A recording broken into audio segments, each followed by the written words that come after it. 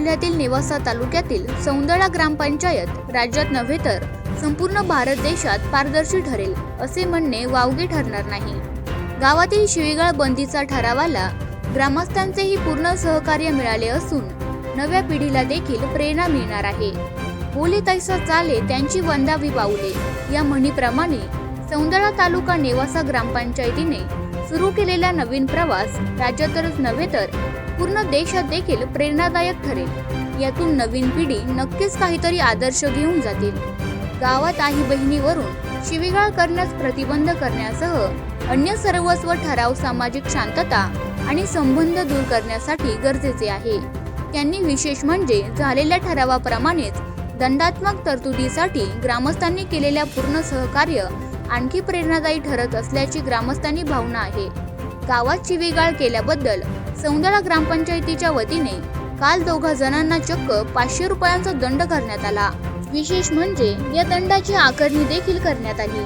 मागील शुक्रवार दिनांक 28 नोव्हेंबर रोजी गावात शिवीगाळ करण्यात 500 रुपये दंड करण्यात येईल असा ठराव सर्व नमुने करण्यात आला होता। त्यावेळी या ठरावाची अंमलबजावणी होईल का अशी शंका घेण्यात आली होती।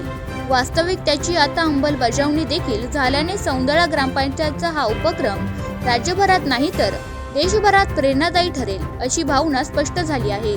सोमवार दिनांक 2 डिसेंबर सरपंच शरद येगडे यांनी ही दंडाची रक्कम वसूल केली।